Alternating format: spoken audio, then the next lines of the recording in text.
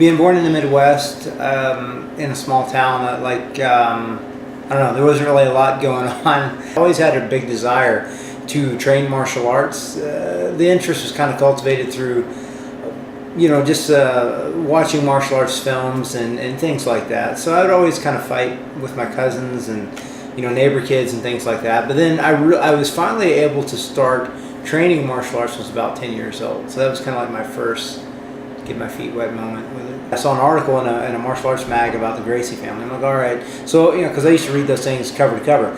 So I'm going through, and then I start to read about the Gracie Challenge and all this. I'm like, man, these guys sound like completely arrogant. I would love to fight them, whatever. Then I kind of forgot about it. Again, I'm like 11 when I read this. And then UFC ends up happening.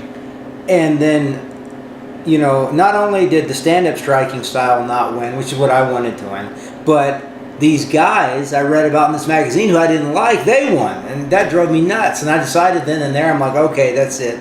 I'm going to get in UFC, and I'm going to beat these Gracie guys down. That was my motivation. I mean, one of my motivations for sure. Then a judo program opened up in our town.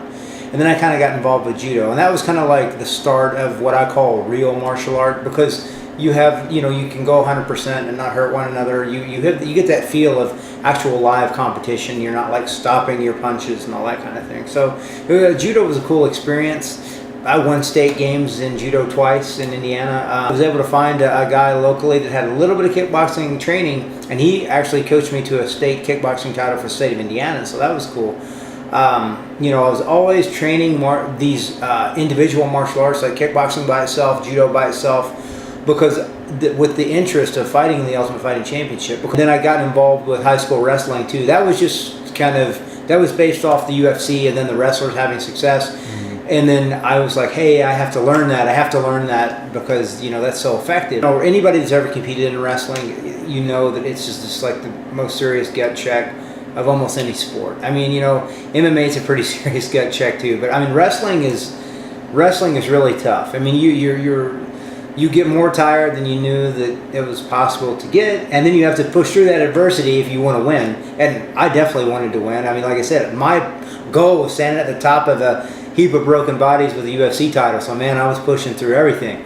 But yeah, the wrestling was huge, and it instilled a huge work ethic and sense of discipline in me, even more so than, or on top of the martial arts training that I already had. So like I said, I wasn't a very good student because I was so preoccupied with martial arts, but in order to be on the wrestling team, I had to get my grades up. And so, hey, I did what I had to do to make that happen. I remember after my first kickboxing match, it was so funny. This was before UFC or anything. And afterwards, my mom said, well, how'd you like that? And I was like, I didn't like that. I'm never going to do it again. Wow. And then that was about 60 fights ago. I wasn't a different person, but just another side of me came out. I mean, I always felt like I was one of the easiest to get along with guys, out of the cage, but when I was in there, I was completely committed. It was almost like that yin-yang thing, I mean, I'm completely passive and easy to get along with and whatever, and then the cage door shuts, then boom, then you flip the switch, and then it's like the other side comes out. So I never wanted to do any damage to anybody in a fight. I just wanted to win. I mean, if that was a little bit of damage was a byproduct of the win, it was like, I mean, I would kind of feel bad afterward, but I mean, I would definitely do what I had to do to win the match. I didn't really have any second thoughts about it. I mean, it was an art form. I mean, it was the pinnacle of martial arts. I mean, of martial arts competition and of martial arts expression, of the art side of it. There's a martial side and there's an art side. Okay, so yeah, there is some violence, there can be some blood, there can be some damage, but I mean, the artistic value of it just outweighed that other thing for me. There's some stuff that really sticks out, but to me, the highest point was when I went and fought in Pride Bushido in Japan, and I fought Michihiro Magawa, a very highly ranked judo competitor, a star student of Yoshida, the gold medalist there. So I mean, getting a win, winning by knockout, having a big decisive win in pretty much one of the homelands of martial arts. That was to me like my biggest accomplishment, or something that was like the most surreal moment to me. Having the biggest win, or the most impressive way to win in the biggest show in the world was probably that. I mean, all fighters are aware they can be injured, but they just don't dwell on it and they don't worry about it. They just kind of go out and do it. It's a concern, and it was a concern a little bit more towards the end, but that wasn't what caused me to be finished with fighting. This sport has changed a little bit to where the promotional side of it has kind of come up a lot more, and guys know that they're rewarded to be flamboyant and crazy and, you know, talk trash like some pro wrestling. And, you know, some guys just do that for the show, and some guys that is their personality, and they kind of tap into that, and then when they have some success in the ring, it can kind of carry them off in another way, and that can be not good.